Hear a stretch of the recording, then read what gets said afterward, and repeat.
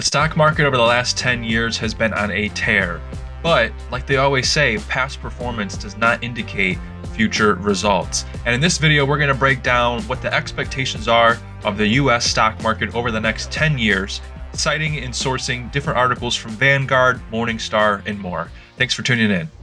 So as we start helping people prepare and plan for their retirement, we're always looking at, preservation, because when you're no longer working, you're usually no longer contributing to the stock market. And so where opportunities to buy low when you were working and contributing to the market, those start to seed and end as you start to retire because you're usually starting to pull from your assets. And now the reason I'm making this video is I have had more and more conversations where I'm speaking with people that have had really, really great years in the market and they want to continue having that money in the market and exposing their money. But if you're in Vegas, at some point, you've got to take some chips off the table and walk away while you're ahead.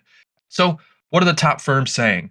You've got Vanguard here, who is projecting that the stock market will rise by only 3.3% to 5.3% a year over the next decade.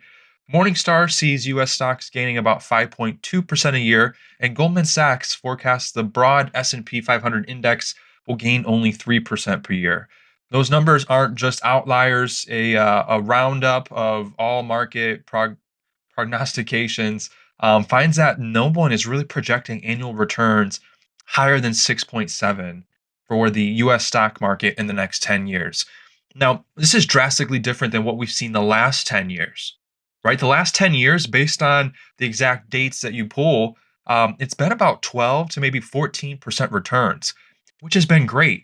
And if you're still 10, 20 plus years away from retirement, maybe this video isn't too important for you. However, if you're within 10 years of retirement, we call that the retirement dead zone, where you need to start worrying about protection and preservation, right? Because 2008 can happen again, 2001 can happen again, and a large market crash could easily wipe out the majority of the returns that I'm sure you have earned over the last decade.